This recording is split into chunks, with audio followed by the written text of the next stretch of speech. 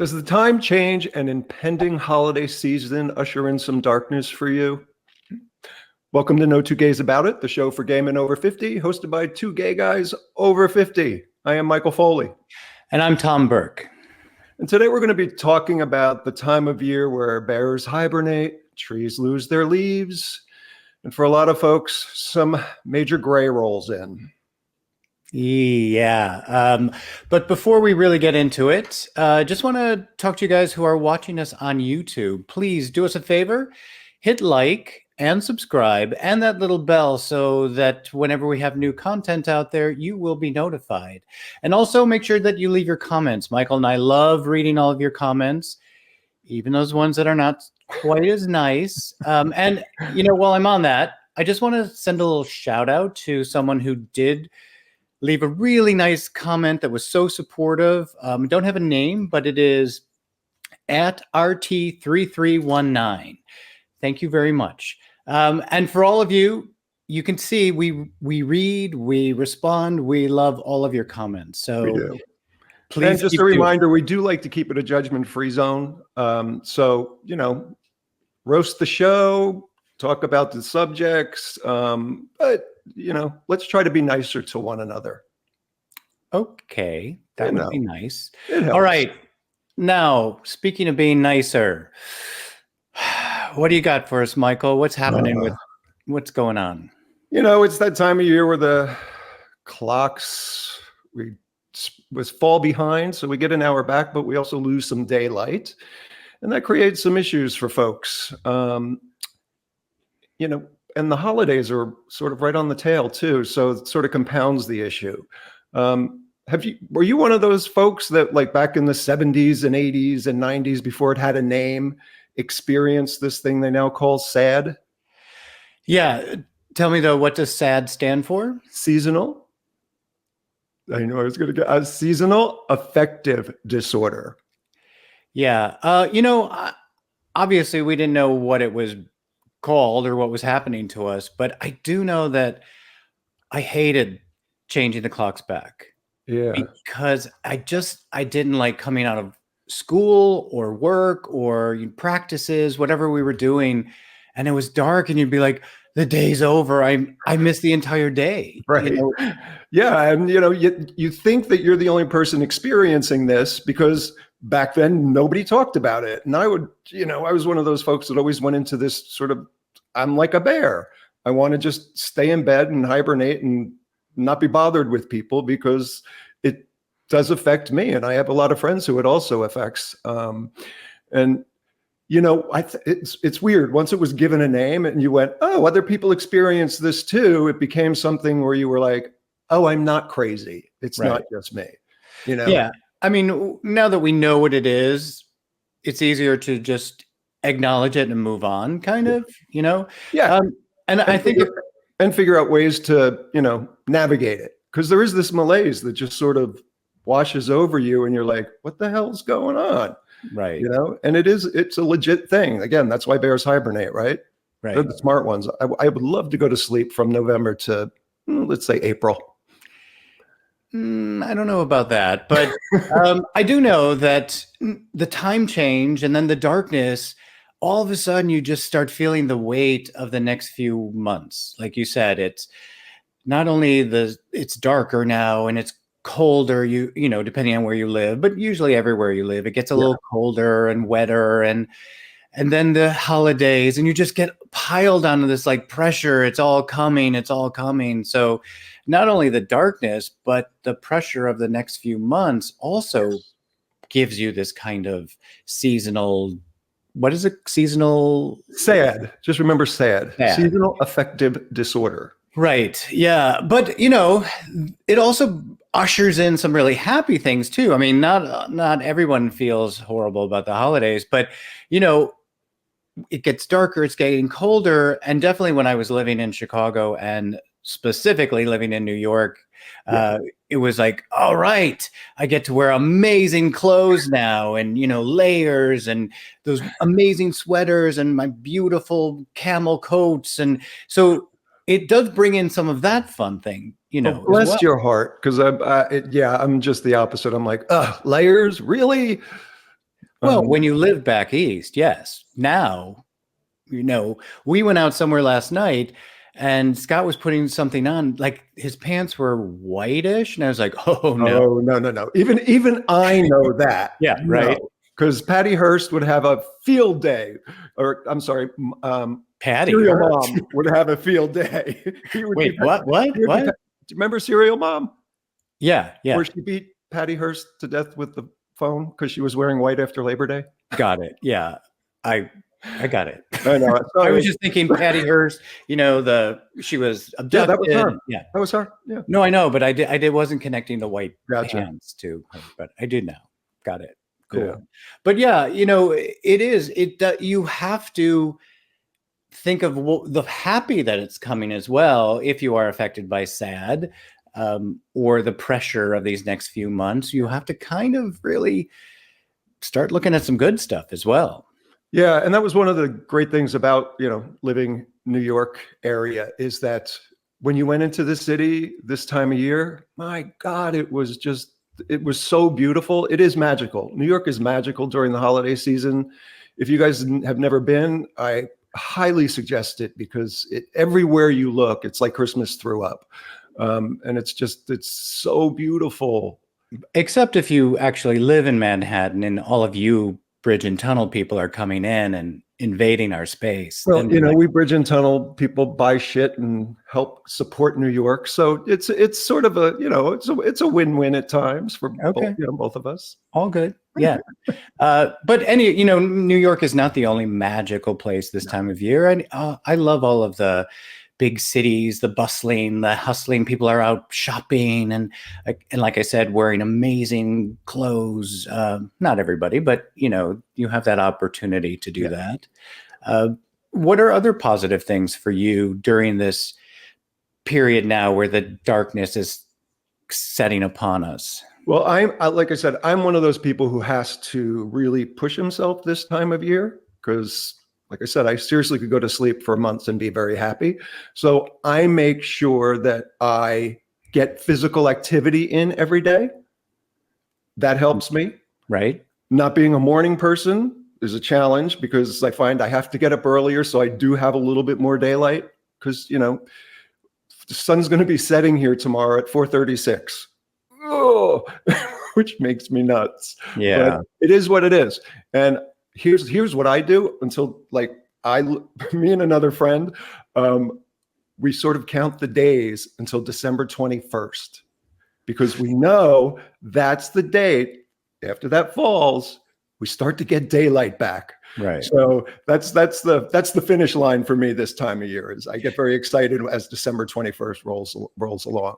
And for me, the 21st is too close to Christmas and there's too much pressure. So it's not until after New Year's that then I can start thinking like, oh, we're headed towards summer again, but I got to get through those holidays first. So we did bring up the holidays. How do you navigate that pressure that you just spoke of? How do you get through that? What's your secret that you could share with some of us? Well, I do different things, especially for those of us gay men. We're not all connected to our families anymore. We're not all running home to have our Yuletide family get-togethers. Some of us is just not in the picture. So I think I've talked about this before on our show, that my husband and I used to have this big holiday party. It started for orphans, anyone who didn't have somewhere to go for Christmas. We invited them, and it just got bigger and bigger and bigger every year.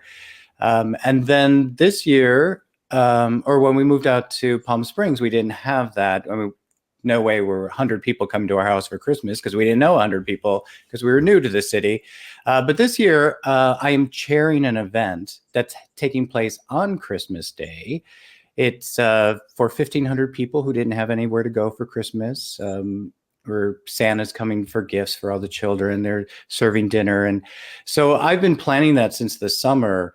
And that has really helped me. Like, I always feel like you need to have that goal, that thing that you're going for, right? And if Christmas is a negative, then that is a goal you're pushing away and you don't want to get Right, toward. and that's a great tip. Do some volunteer work. Work at a food kitchen. Sure. Yeah. Work for Toys for Tots. Right. There are a million organizations out there who would love some additional help during the holiday seasons. Yeah. When I lived back east, every year I would volunteer at a food kitchen because I love to cook, and feed like you are going to be doing, just hundreds of people. It's such a spirit lifting event, that, Well, it gets us out of ourselves. yeah, absolutely. And I think that's the best probably remedy for this particular time of year, and folks who do struggle with that gray that rolls in, Right. get out of yourself, get out of your head. And again, that goes back to the physical activity, or again, volunteering. It's hugely important to get out of your head. That is a very dangerous place to be for a lot of us. No Right? kidding. Yeah. But, Michael, there are plenty of people who are suffering from SAD and who are suffering from the pressures of the holidays. But there are others, when the time changes, they've got their pumpkin spice latte and their pumpkin Oreos, and they're planning their Christmas parties and they're decorating. A lot of people are really into it. And there are a lot of Absolutely. gay men over 50 who are so into the holidays. And there's another suggestion: surround yourself with those folk, because it will rub off, right? Our friend Joe, who's perpetually happy, is just, he loves the holidays. So I tend to, like to be around him because it does rub off. How can you not be happy around happy people? Well, sometimes happy people make sad people much sadder because Or makes you want to slap them. It's like, why are you so happy? Well, there is that, but it also, kind of tears some people down where it's like, I'm not like that. I'm never going to be like that. My life is not going to be as good as, so they start that spiral down. Yeah. And that, again, is that moment where you got to get out of your own head. Right. I think it's definitely, it's for all of us. We talk about this all the time, every show, basically, that we are a community.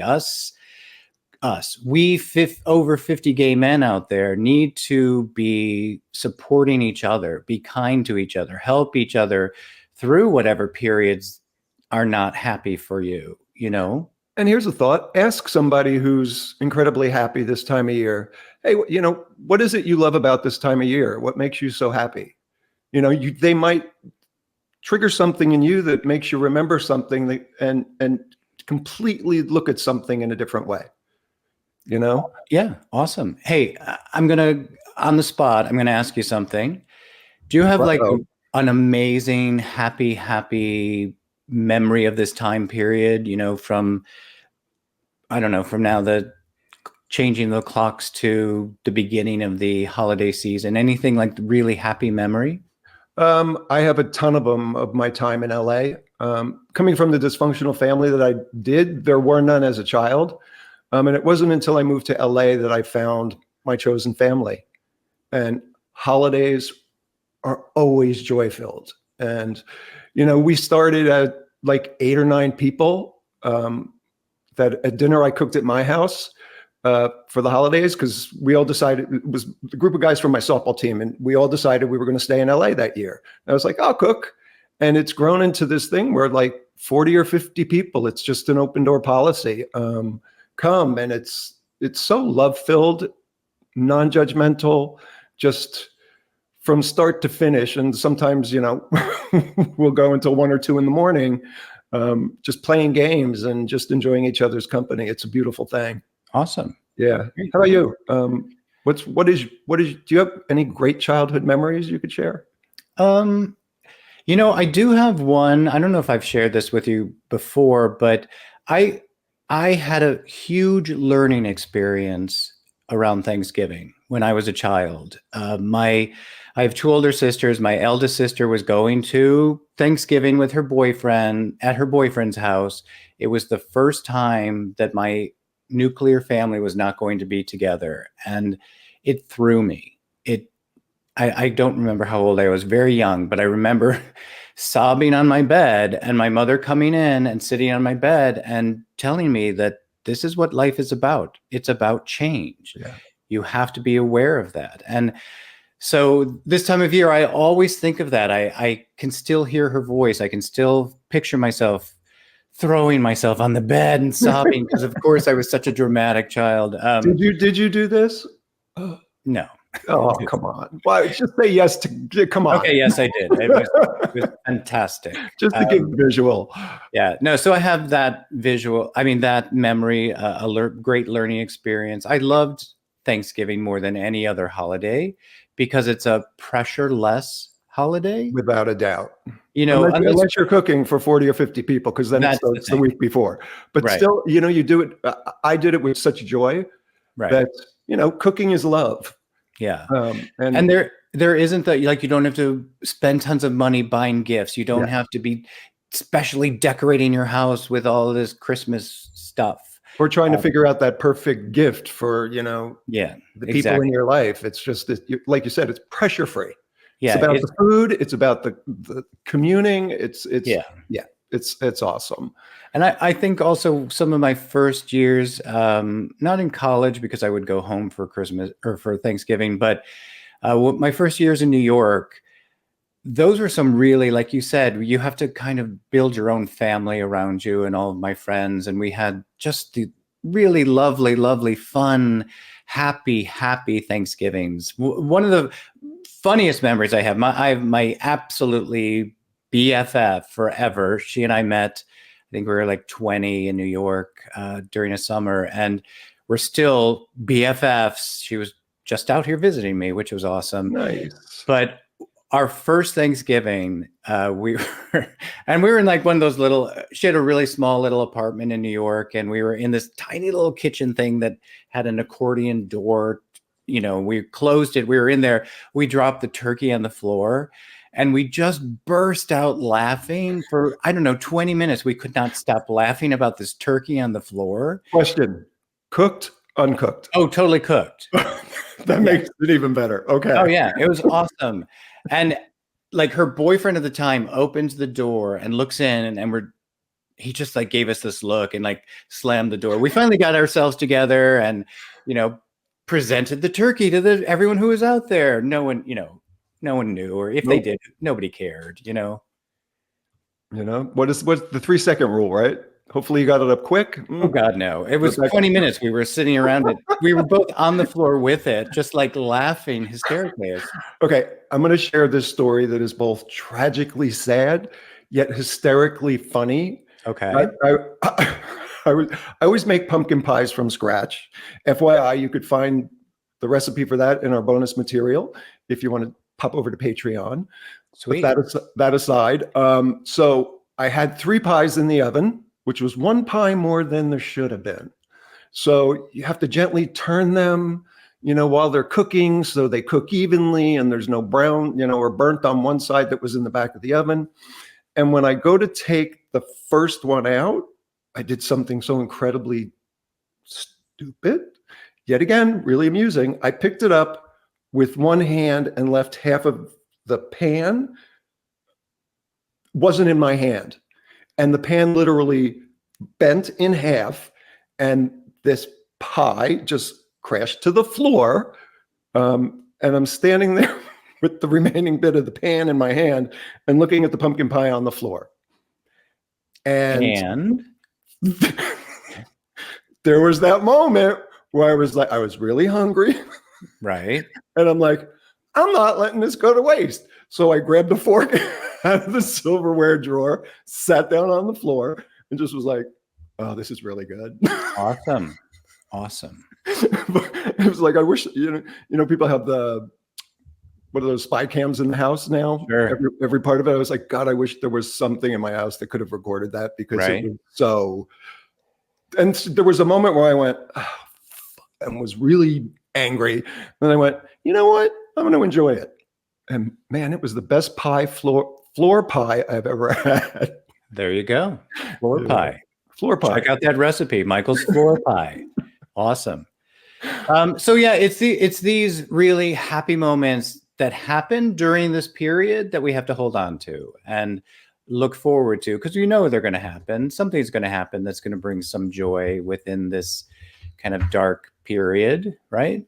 Yeah. And laugh at, if something goes really wrong, instead of getting upset or mad, laugh at it. Right. Yes. Because will it matter 2 days from now? More than likely not. No. So enjoy the moment, laugh at yourself, take a little bit of the pressure off. It Right. helps. Awesome. Yeah.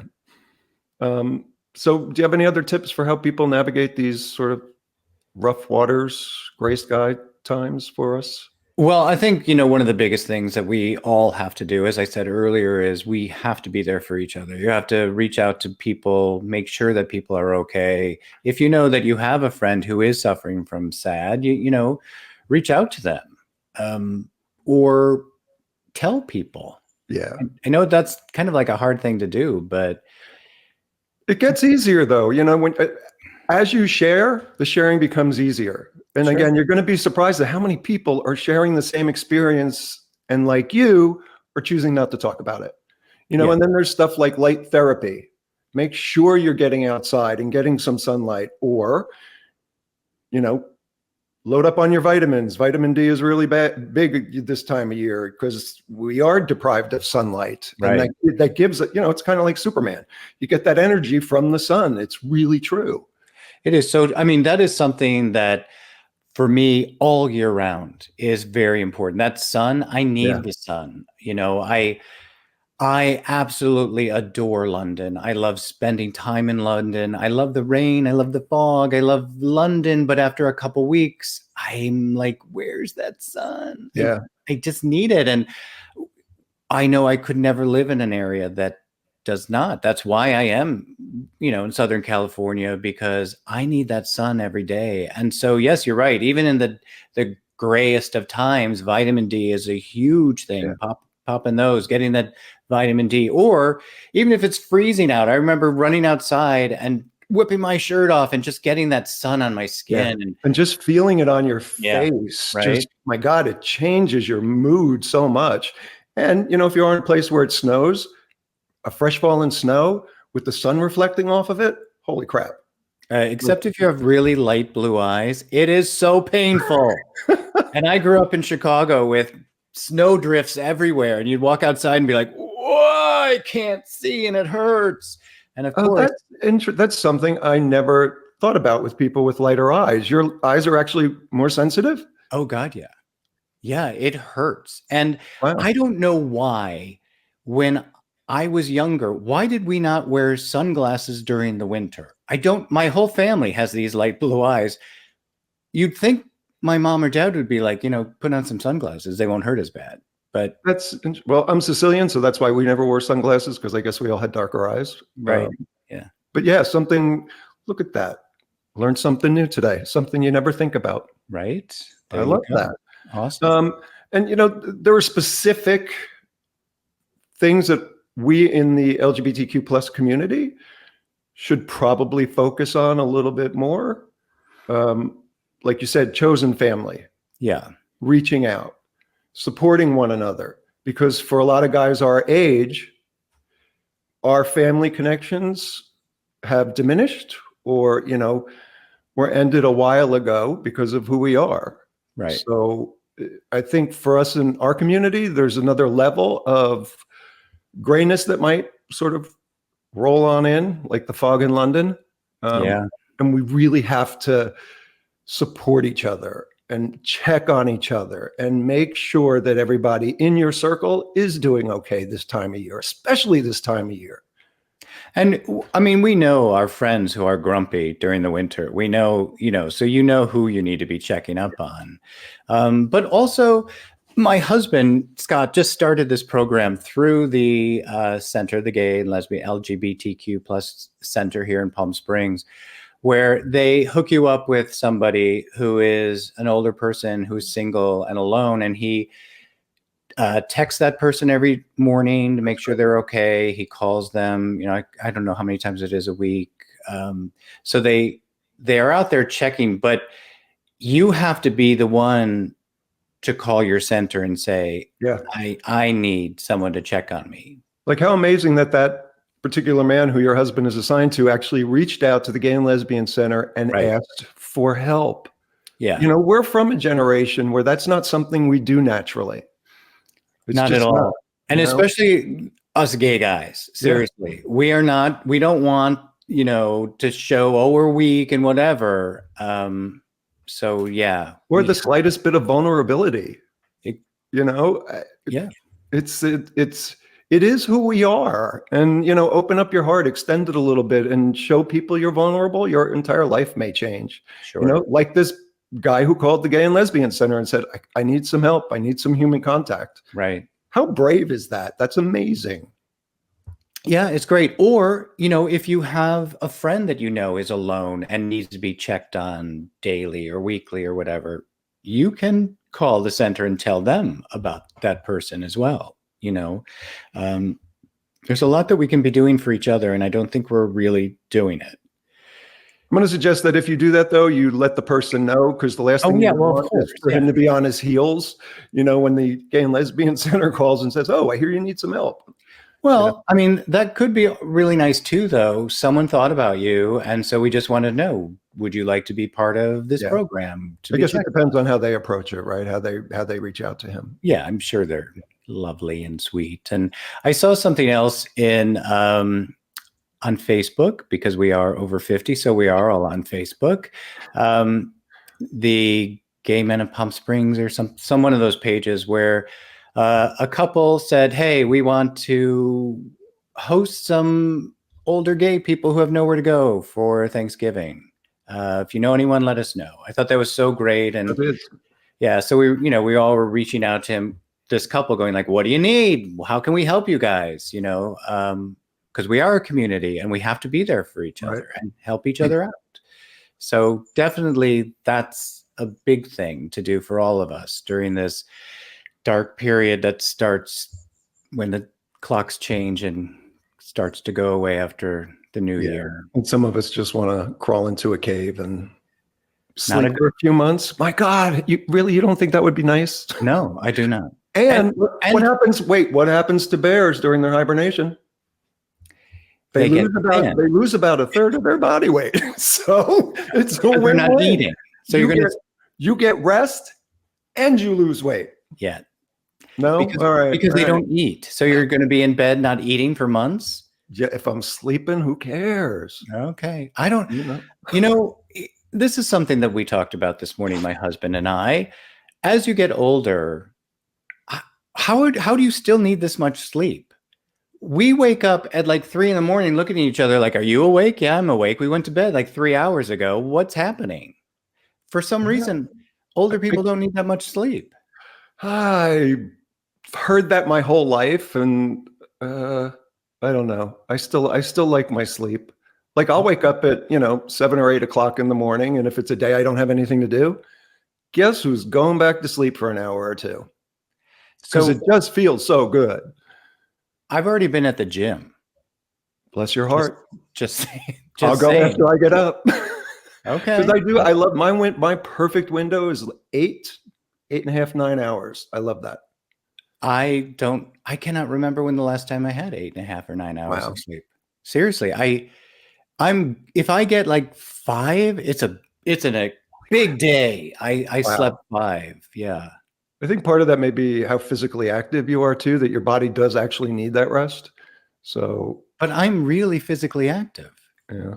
So I don't, and that's the thing I don't understand. And my doctor said, you're old. That's what happens. Wow. You just stop needing so much sleep. But then do you nap? I cannot nap. I am a person that cannot take a nap. Yeah. My husband napped, and he could nap for like 10 hours. And I'm like, hello, like what's happening? Not 10 hours. That once you pass that half hour, 45 minutes, that's actually called sleep, not nap. Yeah. And you mentioned him earlier, our friend Joe. I know that he does this like every day 15-minute nap where he lays down, falls asleep, wakes himself up in 15 minutes. Yep. I don't understand how that works. More perky than he was before he laid down. Bless her heart. Bless her heart. See, he's the one I want to slap. And I've told him that forever. We actually, when we first traveled together, we were sharing a room, eyes wide open. It was like 6:30 in the morning. He's like, good morning, Michael. I'm like, you need to leave the room. And it was a match made in heaven, because from that point on, he got up, was quiet, left the room, did what he had to do, and came back an hour or two later, and we were good. Good for him. And good for me, because I got to Right? sleep. Yes. Yeah. Awesome. So key to this particular time of year is what? Take care of yourself, know your needs, reach out to people, right? If you're feeling lonely, if you're feeling gray, if you're feeling blue, reach out. What do you got, Tom? Well, definitely reach out, but on the other end, reach out to everybody, all of your friend group, or people who you just know, or that neighbor that you haven't seen walk his dog lately. Right. Maybe I should just check on him and see if he's okay and see what he's doing for the holidays. We have to And be there. if you know somebody who is like that, invite them to something, because there's always something going on this time of year. Invite them to something, even if it's a little festivity at a bar. If a bar's having a Christmas party, invite them out. But even not, we have a while till we get to holidays. We're starting this sad season. First, I don't want to call it a sad season, but when this sad, whatever, The season of sad. yeah, I want it to be a happy season, whether, so I don't know. Okay, how about a happy, sad season? Okay. Okay. So we're going into this darker season. So you don't have to wait till the holidays. You can call up that friend and say, do you want to go have a pumpkin spice latte at the local coffee shop with me? Or, hey, I haven't seen you for a while. How about I come over and bring some pumpkin Oreos, which Right. have you had those yet? You didn't know. There are some things that just didn't need to be created, and to me, that would be one of them. Bless your heart if you like them. Right. Don't throw shade at me, because I don't want to try them.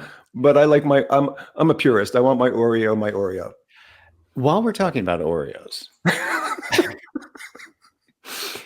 I was walking through Target the other day. We haven't even changed our clocks yet. We haven't even started that period yet. The holidays are looming way off into the distance. And there they were, the white fudge covered Oreos. No. It was as if the sun was shining and the angels were singing, and I was drawn to that box.